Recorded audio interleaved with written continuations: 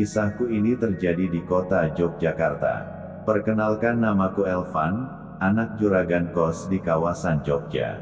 Kini aku baru berusia 23 tahun. Hidupku saat ini bisa dibilang cukup nyaman, dibalut kesibukanku sehari-hari membantu ibuku mengurus kos-kosan. Meskipun aku lulusan universitas dengan jurusan bisnis, aku belum sempat merasakan karir di bidang impianku itu. Namun, rutinitas di kos-kosan ini, yang awalnya terasa membosankan, kini berubah setelah hadirnya Tante Erni. Tante Erni, wanita berusia 36 tahun, baru beberapa bulan menyewa kamar di kos kami. Dengan latar belakang sebagai ASN di kantor pemerintahan, ia pindah ke Jogja karena dipindah tugaskan untuk proyek penting. Tante Erni adalah sosok yang memancarkan ketegasan, tapi tetap memancarkan kehangatan. Tubuhnya langsing dan rapi dengan rambut hitam panjang yang selalu disisir ke belakang, membuatnya terlihat anggun. Senyum kecilnya setiap pagi selalu jadi penyemangatku untuk memulai hari-hariku. Pertemuan pertama kami terjadi ketika aku sedang membersihkan halaman depan. Mobil SUV putih berhenti, dan dari balik kemudi muncullah Tante Erni, membawa tumpukan map yang terlihat berat. Seketika aku langsung berlari mendekat. "Maaf, apa Tante butuh bantuan?" tanyaku sambil menawarkan tangan. "Oh ya, terima kasih Mas. Boleh banget nih," jawabnya sambil menghela napas.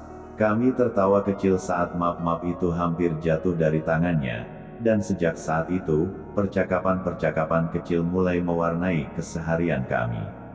Setiap pagi, obrolan ringan kami terasa seperti ritual yang aku nanti-nantikan.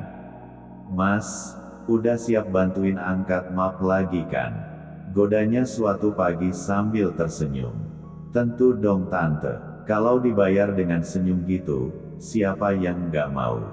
jawabku bercanda. Kami tertawa, membuat suasana di halaman kos terasa lebih hangat daripada biasanya. Aku mulai merasa ada yang berbeda dalam diriku, sesuatu yang lebih dari sekadar kagum. Suatu sore, setelah aku selesai menyiram tanaman, aku melihat Tante Erni duduk di teras kos sambil memegang cangkir teh. Wajahnya tampak lelah, dan aku merasa perlu menemaninya sejenak. "Capek ya Tante?" tanyaku sambil duduk di kursi sebelahnya. Ia menoleh dan tersenyum tipis.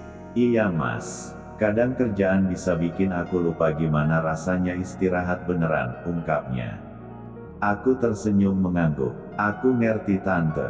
Kayaknya semua orang yang kerja di pemerintahan pasti punya cerita kayak gitu. Tapi aku salut sama Tante, bisa tetap senyum di tengah tekanan." Tante Erni menatapku sejenak, lalu berkata, "Dulu, aku nggak pernah ngangka bakal jadi ASN. Mimpiku beda, tapi hidup ya gitu, nggak selalu sesuai rencana," ucapnya sambil membetulkan posisi duduknya. Aku mendengar ceritanya dengan serius. "Aku juga nggak ngangka bakal bantu ibu ngurus kos di usia segini. Tadinya aku mau lanjut studi ke luar negeri, tapi keadaan keluarga bikin aku harus tetap di sini." Mata Tante Erni melembut, dan keheningan menyelimuti kami sejenak. "Masih muda Mas. Kamu masih punya banyak waktu untuk ngejar mimpi," katanya, suaranya pelan namun penuh keyakinan. Singkat cerita, suatu malam, hujan deras mengguyur Jogja. Listrik di kos mati, membuat suasana gelap gulita. Aku langsung mengambil senter dan mengecek semua kamar untuk memastikan semuanya baik-baik saja. Saat mengetuk pintu Tante Erni, ia membukanya dengan wajah sedikit cemas. "Mas, listriknya mati ya?" "Iya, Tante. Biar aku cek sekeringnya ya," kataku sambil masuk dengan senter menyala. Kami duduk bersama di ruang tamunya, hanya diterangi cahaya senter dan suara rintik hujan di luar. "Hujan ini bikin Jogja terasa beda ya," kata Tante Erni tiba-tiba, suaranya lirih. "Beda gimana Tante?" tanyaku penasaran. "Bikin hati lebih tenang, sekaligus bawa kenangan lama," jawabnya sambil tersenyum samar. "Dulu, hujan kayak gini jadi. Waktu aku duduk bareng sama keluarga, ngobrolin hal-hal sepele tapi berharga. Di situ aku merasakan getaran yang sama. Kadang, obrolan-obrolan kecil di saat seperti ini yang paling berarti ya, Tante, kataku, menatap matanya yang kini terlihat lebih hangat. Kami terus berbincang hingga malam semakin larut. Cerita demi cerita, tawa demi tawa, rasa nyaman mulai tumbuh di antara kami. Aku tak pernah menyangka, di tengah hujan yang mengguyur Jogja dan gelapnya malam, aku menemukan kehangatan yang lebih dari sekadar obrolan biasa. Setelah beberapa saat akhirnya aku memutuskan untuk pamit pulang karena kondisi sudah malam dan hujan juga sudah mulai reda. Baru sekitar 10 menit aku merebahkan tubuhku untuk beristirahat, tiba-tiba petir menyambar. Malam itu hujan lebat kembali mengguyur Jogja, angin kencang membuat dahan-dahan pohon bergoyang. Suara gemuruh petir bersahutan, dan di dalam kos, suasana mendadak kacau saat terdengar suara air menetes dari atap kamar Tante Erni. Aku sedang duduk di ruang tamu ketika mendengar suara panggilannya. "Mas, bisa tolong lihat atap kamarku? Sepertinya bocor," seru Tante Erni, sedikit panik. Tanpa berpikir panjang, aku mengambil tangga kecil dan senter, lalu bergegas ke kamarnya. Begitu aku masuk, tampak genangan kecil di lantai dekat jendela, dan air menetes dengan deras dari sudut atap. Tante Erni berdiri di sudut, memeluk dirinya sendiri untuk menghangatkan badan. "Nggak apa-apa, Tante, biar aku cek dulu," kataku sambil mencoba memberi senyuman menenangkan. Aku naik ke tangga dan memeriksa sumber bocoran. Cahaya senter berkilauan di bawah tetesan air, menambah dramatis suasana. "Mas, hati-hati ya," katanya lembut, suaranya bergetar sedikit. Aku berusaha sebaik mungkin menutup bocoran dengan plastik penutup sementara yang biasa kami pakai untuk kejadian seperti ini. Ketika turun, aku terpeleset sedikit, dan Tante Erni cepat menangkap lenganku untuk menahan. "Mas, nggak apa-apa," matanya menatapku dengan cemas. Jarak kami begitu dekat hingga aku bisa melihat setiap detail di wajahnya, dari garis halus di sudut matanya hingga senyum kecil yang mulai terbentuk ketika ia memastikan aku baik-baik saja. Hujan semakin deras, dan suara petir membuat suasana makin menegangkan. Jantungku berdebar cepat, bukan karena takut terpeleset, melainkan karena kehangatan tangannya di lenganku dan pandangan kami yang bertaut. Tanpa sadar, aku sedikit mendekat. "Tante, terima kasih sudah bantuin aku tadi," kataku pelan, suara hampir tenggelam oleh suara hujan. Tante Erni tersenyum tipis, tatapannya melembut. "Aku yang seharusnya berterima kasih, Mas.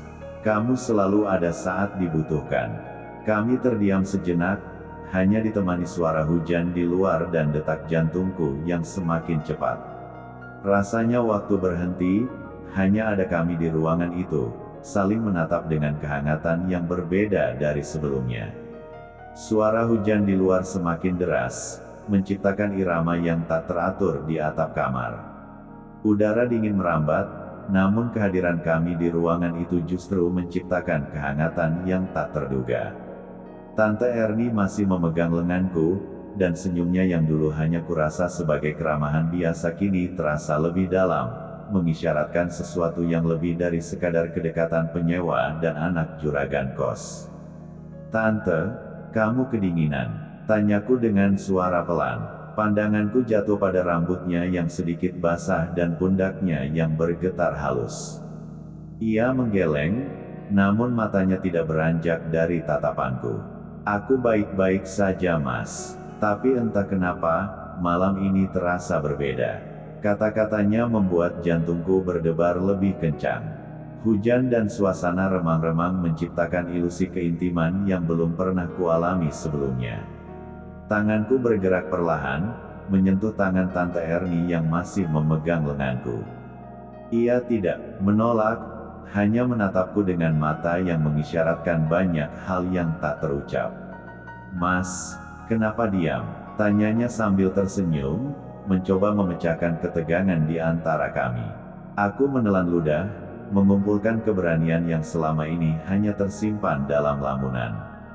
Karena, ada yang ingin aku bilang, tapi aku takut itu mengubah semuanya. Senyumnya melebar, dan ia menarik napas dalam-dalam. Kadang, sesuatu yang diungkapkan justru membuat semuanya lebih jelas, Mas. Tanpa ragu, aku mendekatkan wajahku, dan di bawah kilatan cahaya petir yang menyinari sesaat, bibir kami bertemu dalam ciuman pertama yang lembut. Detik-detik berlalu, dan saat itu, hujan deras dan gemuruh petir di luar tak lagi terdengar. Hanya ada keheningan yang manis, kehangatan yang terasa di tengah dinginnya malam. Tante Erni menarik diri perlahan, matanya masih menatapku dengan raut yang campur aduk antara kebahagiaan dan ketidakpastian. "Mas ini," katanya, suaranya bergetar. Aku tersenyum, membalas tatapannya dengan keyakinan. "Kita nggak bisa lagi berpura-pura nggak ada apa-apa, Tante. Ini lebih dari sekadar obrolan ringan dan tawa di teras." Ia mengangguk pelan, dan untuk pertama kalinya, aku melihat wanita kuat dan mandiri ini membiarkan dirinya menunjukkan kelembutan yang sesungguhnya. Kami duduk berdampingan, berbagi kehangatan yang baru saja kami temukan, di tengah derasnya hujan yang mengguyur malam.